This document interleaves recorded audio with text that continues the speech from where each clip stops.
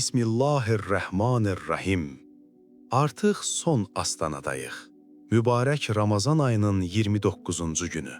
Ruhumuzu təmizləməyə gələn o müqəddəs qonaq artıq qapıda dayanıb getməyə hazırlaşır. Göz yaşı tökdüyümüz o gecələr, pıçıltılı dualarla açılan o sübhlər, hamısı qum dənələri kimi barmaqlarımızın arasından sürüşüb gedir. Əziz və dəyərli izləyicilər, İnsanoğlunun bu həyatda verəcəyi ən böyük savaş döyüş meydanlarında deyil. Ən böyük savaş insan şuurunun içində baş verən o səssiz, taqətdən salan psixoloji gərginlikdir. Bu, daxili düşmənə, yəni şübhələrimizə, içimizdəki qaranlığa, egomuza və ümidsizliyimizə qarşı verilən savaşdır. Bugün 29-cu günün duasında biz uca yaradandan dünya malı istəmirik.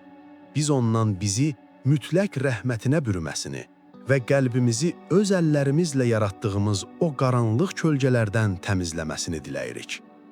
Bugün sizinlə günah içində məhv oldum deyərək fəryad edən, lakin ilahi dərgahdan öz ailəsi üçün ruzi və mütləq bağışlanma ilə dönən o adamın sarsıdıcı hekayəsini öyrənəcəyik. Peyğəmbərimizin sallallahu aleyhi və alihi və səlləmin insan bədənindəki mütləq hökümdarı deşifrə etdiyi o qan donduran kəlamını və daxildə paslanan qəlblərin yeganə müalicəsini kəşf edəcəyik. Öz beynimizdəki daxili düşmənlə üzləşməyin o dərin fəlsəfəsinə inəcəyik və İmam Əlinin ən böyük qələbə, nəfsi fəth etmək barədə o sarsılmaz hikmətini dərk edəcəyik. İndi dünyanın səs-küyünü arxada qoyun, dərindən nəfəs alın, ruhunuzun aynası ilə üzləşmə vaxtıdır. 29-cu günün o sakit imsakında səccadə üzərində əyləşərkən pıçıldadığımız sözlər sonuncu və ən böyük yalvarışın ağırlığını daşıyır. Gəlin bu əzəmətli duanı birlikdə oxuyaq. Allahümmə qəşşini fihi bir rəhmə. Yəni, ilahi, bugün məni öz rəhmətinə bürü. Vərzuqni fihi təvfiqə vəl-ismə. Bugün mənə müvəffəqiyyət və qorunmaq nəsib et. Və təhhir qəlbi min qəhayibi tühmə. Mənim qəlbimi şübhə və töhmət qaranlıqlarından təmizlə. Ya rəhimən bi'ibadihil müminin. Ey mömin bəndələrinə rəhm edən Allah. Bu duanın memarlığına diqqətlə baxın. Qəlbimi qaranlıqlardan təmizlə. Buradakı qaranlıq fiziki işığın yoxluğu deyil. Bu bizim özümüz üçün qurduğumuz psixoloji həbsxanadır. Bu bizə kifayət qədər yaxşı olmadığımızı, heç vaxt bağışlanmayacağımızı, günahlarımızın çox böyük olduğunu söyləyən o daxili düşməndir. Biz uca Allahdan o daxili qaranlığı parçalamağı və bizi tamamilə öz rəhməti ilə örtməyini istəyirik. Bəs bu rəhmət nə qədər əhatəlidir? İçimizdəki düşmən bizə hər şeyin bitdiyini, bağışlanmağın mümkün olmadığını pıçıldadıqda, rəvayət olunan o heyrətamiz hadisəyə baxmalıyıq. Ramazan günlərindən birində bir adam fəryad edərək kainatın əfəndisinin sallallahu aleyhi və alihi və səlləmin məscidinə daxil oldu ki, Ya Rasulallah, mən məhv oldum, mən yandım. Peyğəmbərimiz sallallahu aleyhi və alihi və səlləm təmkinlə soruşdu ki, sənə nə olub? Adam nəfsinə məğlub olduğunu və Ramazan günündə bilə-bilə orucunu pozduğunu dedi. O mütləq bir cəza və qəzət gözləyirdi. Daxili düşmən onu tamamilə ümidsizliyə salmışdı. Peyğəmbər ona kəffarə olaraq bir qul azad edə biləcəyini soruşdu, adam yoxsul olduğunu dedi. 2 ay ardıcıl oruc tuta bilərsənmi? Adam xəstə və zəif olduğunu bildirdi. 60 kasıbı doyura bilərsənmi? Adam, xeyr, mənim heç nəyim yoxdur deyə başını aşağı saldı. Biraz sonra Peyğəmbərə bir səbət xurma gətirdilər. O həmin adamı çağırdı və dedi ki, bunu al və aparıb kasıblara sədəqə ver ki, günahın bağışlansın. Adamın verdiyi cavab isə məclisi dondurdu. Ya Rəsulallah, Mədinədə mənim ailəmdən daha kasıb və daha ac bir ev varmı ki, mən bunu onlara verim? Bu an bəşəriyyətin rəhbəri sallallahu aleyhi və alihi və səlləm o qədər güldü ki, mübarək dişləri göründü və o sarsıdıcı rəhmət qərarını verdi. Elə isə al bunu, aparıb öz ailənə yedirt. Bu sənin kəffarəndir. Allahu Əkbər. Baxın bu rəhmətə. Günahla məhv oldum qorxusu ilə gələn adam Peyğəmbərin hüzurundan öz ailəsi üçün ruzi və mütləq bağışlanma ilə qayıtdı.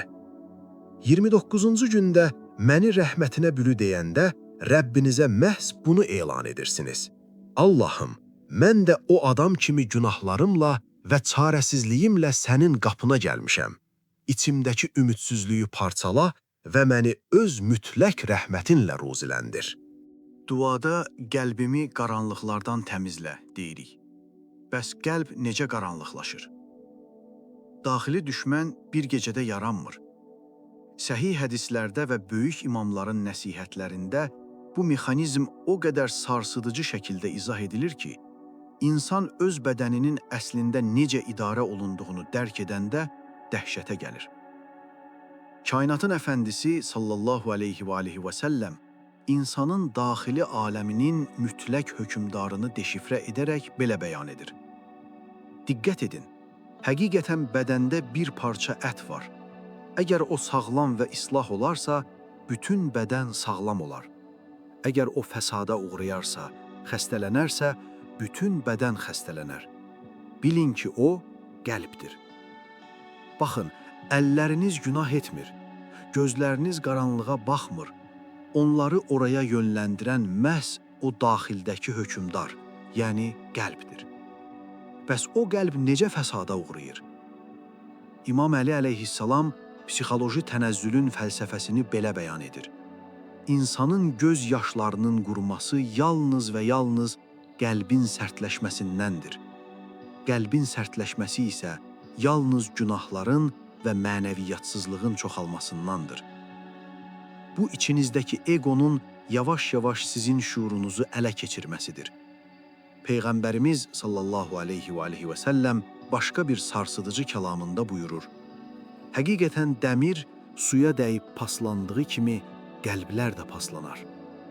Səhabələr heyrət və qorxu içində soruşdular. Ya Rasulallah, bəs o paslanmış qəlbin cilası, onu təmizləyən şey nədir? Peyğəmbərimiz sallallahu aleyhi və alihi və səlləm o mütləq dərmanı verdi. Ölümü çox xatırlamaq və mütləq həqiqəti, Qur'anı oxumaqdır. Allahu Əkbər, bu bəhanələrin bitdiyi yerdir. Qəlb paslanırsa, ego böyüyür. Sən ölümü, faniliyi xatırladıqca, içindəki o təkəbbür, o daxili düşmən əriyib yox olur. Bu 29-cu gündə qəlbimi qaranlıqlardan təmizlə deyəndə, Rəbbinizə məhz bunu fəryad edirsiniz. Allahım, sinəmin altındakı o ət parçasını paslanmaqdan qoru. Daxili hökmdarımı islah et ki, qəlbim fəsada uğramadan sənin nurunla cilalana bilsin.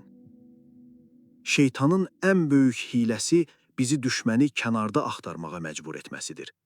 Biz cəmiyyəti günahlandırırıq, şəraiti günahlandırırıq, başqalarını günahlandırırıq. Lakin bugünkü duada bəhs edilən o əsl qaranlıq, yəni qəyahib, o dərin kölgələr məhz insanın öz şuurunda gizlənir. O səs sənə xudbin olmağı pıçıldayır. O səs sənə üzür istəməyin səni zəif göstərəcəyini pıçıldayır. O səs səni inandırır ki, bu qəddar dünyada yaxşı və əxlaqlı insan olmaq sənin zərərinədir. Bugünkü duada qeyd olunan təvfiqə, müvəffəqiyyətə çatmaq üçün bu daxili qaranlıqla bazarlıq etməyi dayandırmalısan. Aynaya baxmalısan və anlamalısan ki, səni mənəvi ucalıqdan saxlayan yeganə şey sənin öz egondur. Ramazan orucu bitəndə şeytanların zənciri açılır, amma əsl imtahan məhz o zaman başlayır. Fiziki aclıq bitdikdən sonra sən öz ruhun üzərindəki o nizamı, o iradəni qoruya biləcəksənmi? Əgər biz daxili düşməni qalib gəlməyin mütləq zirvəsini axtarırıqsa, İmam Əlinin o nəhəng zəkasına müraciət etməliyik. O gücü fiziki qüvvədə görmürdü. O gücü insanın öz psixologiyası üzərində mütləq hakimiyyət qurmasında görürdü. Nəhcül Bəlağədə qeyd olunan və bizim müasir güc illüziyalarımızı darmadağın edən o misilsiz hikmətində İmam Əli bəyan edir. İnsanların ən şücaətlisi öz nəfsinə, istəklərinə qalib gələndir.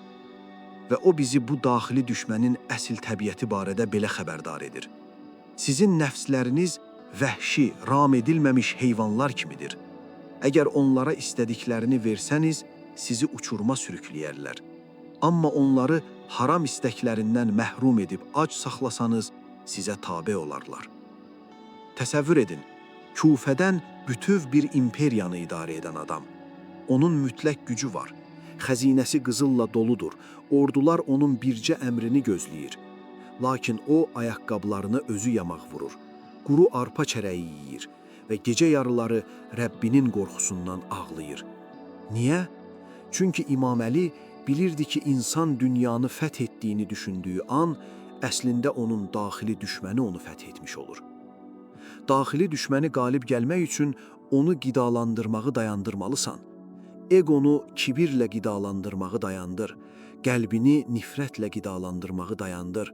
Zehnini bitməyən dünyəvi qayğılarla qidalandırmağı dayandır. Bugün mənə qorunmaq nəsib et deyə dua edərkən, sən məhz bunu istəyirsən. Allahım, məni özümdən qoru.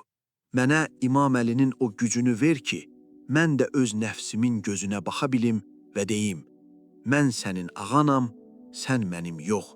Bütün bu daxili savaşların, bu fəryadların sədası altında, baxın, 29-cu günün günəşi qürub etməyə başlayır. Qonaq astanada dayanıb. Ramazan yüklərini topluyur. Bəs biz bu qonağa hörmət etdikmi? Onun bizi dəyişməsinə icazə verdikmi? Yoxsa Şəvval ayının hilalını görən kimi yenidən köhnə vərdişlərimizə qayıdacağıq? Faciə Ramazanın bitməsi deyil. Faciə odur ki, Ramazan bitər və bizim içimizdəki o daxili düşmən hələ də sağ qalar. Böyüyər və bizim düşüncələrimizi idarə etməyə davam edər. Qoyun bugün o göz yaşları axsın. Sadəcə bu gözəl ayın gedişinə görə yox, qəlbinizin sonuncu dəfə yuyulması üçün ağlayın. Qoyun içərinizdəki o qaranlıq çıxıb getsin. Sizə haqsızlıq edənləri bağışlayın. Onların xatirinə deyil, onları öz zehninizdən qovub çıxarmaq üçün bağışlayın. Azad olun, yüngülləşin. Qoyun 29-cu günün mütləq rəhməti bütün ruhunuzu bürüsün. İndi dərindən yavaşca bir nəfəs alın. Çiyinlərinizdəki o gərginliyi buraxın. 11 aydır daşıdığınız o ağır yükləri yerə qoyun. Gözlərinizi yavaşca qapayın. Bayaq bəhs etdiyimiz o rəhmətin nəhəngliyini təsəvvür edin. Hər şeyi bitmiş hesab edən adama mütləq ümid verən rəhmət. Paslanmış qəlbləri bir anda cilalayan rəhmət. Bax, həmin rəhmət hazırda sizi də əhatə edir. Birincisi, rəhmətə təslim olun. 29-cu günün duasını pıçıldayın. Qüsurlu olduğunuzu qəbul edin. Lakin ilahi dərgaha edilən səmimi bir etirafın gücünü xatırlayın. Daxili şübhələrinizlə bazarlıq etməyi dayandırın. Bugün ilahiyə doğru qorxusuz bir addım atın. Qoyun onun rəhməti qüsurlarınızı örtsün. İkincisi, daxili düşməni məğlub edin. Zehninizdəki o qaranlıq pıçıltıları, egonu və paslanmanı tanıyın. Peyğəmbərimizin nəsihət etdiyi kimi, faniliyi və ölümü xatırlayaraq daxili hökmdarınızı, yəni qəlbinizi islah edin. Həqiqət ən böyük təmizləyicidir. Üçüncüsü, ruhunuza hakim olun. İmam Əlinin o əzəmətli gücünü daxilinizdə hiss edin.